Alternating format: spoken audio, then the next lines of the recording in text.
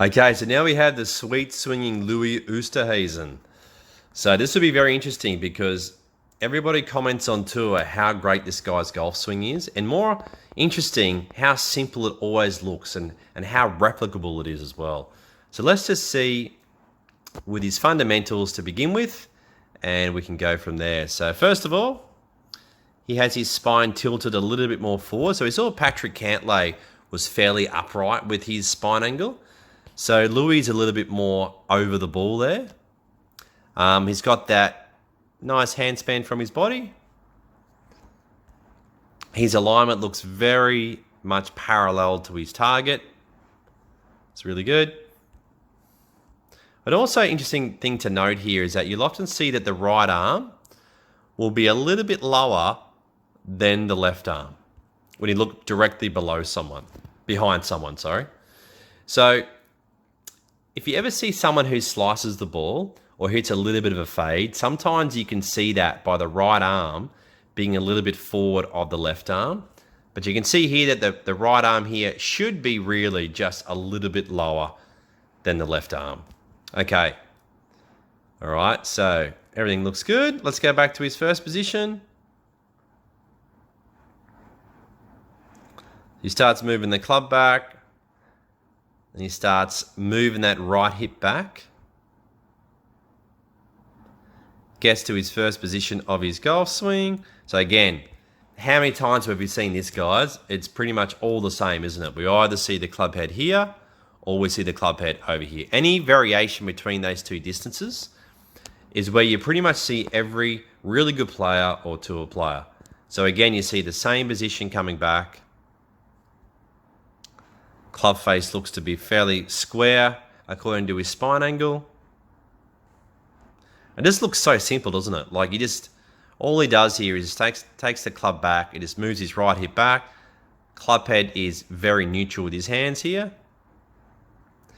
Now the next position here is that you'll often see that the shaft will go through his right shoulder. Okay, so we get to the top of his swing. So you can see here that the hands at the top of his swing are a little right of his shoulder. Okay, so he's flattened out his path a little bit more at the top of his swing. And if anything, we could say that he's slightly across the line. And what does across the line mean? Across the line means at the top of the swing, the shaft is pointing a little bit to the right of the target. That's an exaggeration, but it just means it's pointing a little right of the target. When someone says they're flat at the top, it means that the shaft is pointing left of the target. Okay, so it just typically means that if someone's a little bit across the line, usually means they might draw it a little bit more. All right, so let's have a look as he comes back down. But that's the thing, guys, is that what you'll see with the tour pros is that we've seen enough by now that their first position is pretty much the same. Everyone starts turning. The hips get to about 20 degrees as their club reaches parallel to the ground. And that when they reach parallel to the ground, the club head and the hands are either forming a straight line or the club head is staying slightly in front of the hands. But at the top of the swing, we've seen some variations. Okay, we've seen Patrick Cantlay, who's actually been probably nearly the most neutral position at the top of the swing. We've seen other variations like Cameron Smith, who's been quite a long way across the line, but then he tries to steepen it on the way down and really tries to feel like he's fading the ball on the way through. So the first position is the most important. The second position, we've seen some variations. So we've seen Ian Poulter have his arms really, really high and in quite a steep position. Louis here is, yeah, like I said, we're splitting hairs here, but he's slightly across the line at the top of his swing. Okay, so now he's coming back down. He gets underneath that white line. Okay, so now we're getting back onto that right, just above that right elbow, just here. All right. So in this position here, without knowing what he's going to do through the ball, I would say that Louis would be hitting a draw. So let's just see. Now, club face. Club face looks pretty square there. It's pointing straight up to the sky. Let's see. Actually, it might be just a tad open. Hard to see there. Okay, there's square. All right, yep. So the club is now parallel to the ground there. Now we can also see here, typically with someone who does cross a line a little bit at the top of their swing, the club head will be a little bit behind the hands at parallel to the ground before they hit the ball. Okay, so it just means they're swinging slightly more from the inside of the ball. All right, let's see if there's any kind of movement that he's trying to move back to the left. Yeah, so definitely he's coming more of an in to out path here. So Louis really here is hitting a draw. So the ball is starting, looks like a little right of the target. And I would say probably that ball is going to move back to the left. Staying, yeah, it looks like it's going to start moving a little left. Okay.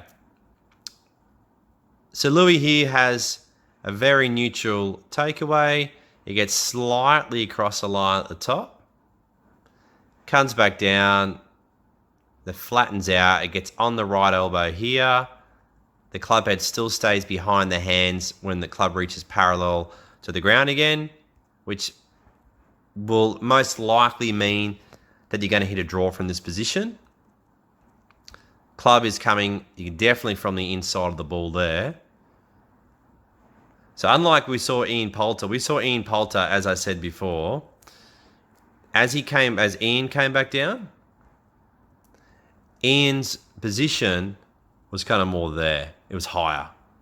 Okay, and then when he got down to the ball with Ian's position, his club head was over here where that white line is. So when the club head got over there before he hit the ball, he's already in a position really when Ian was that Ian would tend to swing left more with a bit of a fade. Whereas because Louis was a little bit across the line, he's flattened the path out a little bit more on the way down, that Louis is going to hit more of a draw from this position. Keeps moving through.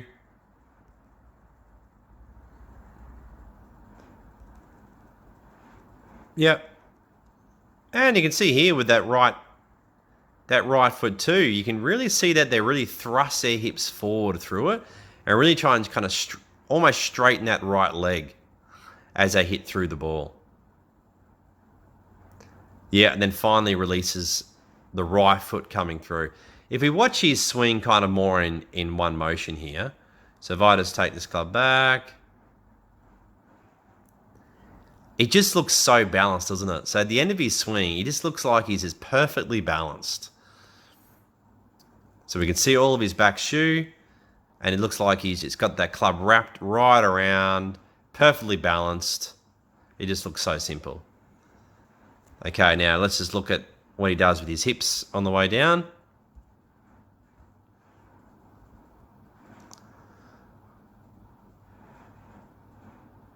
Okay, that's interesting. So at the top, let's just see if that's not the person's camera work first. Yeah, the person's camera did move a little bit here.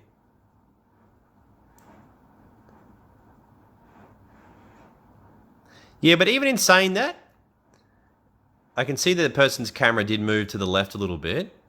But, so if we take this to the top, and let's just draw another line down his hip line.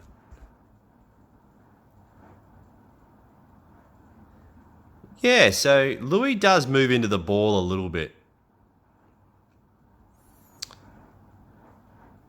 But you can see here that we can still see his left glute at impact.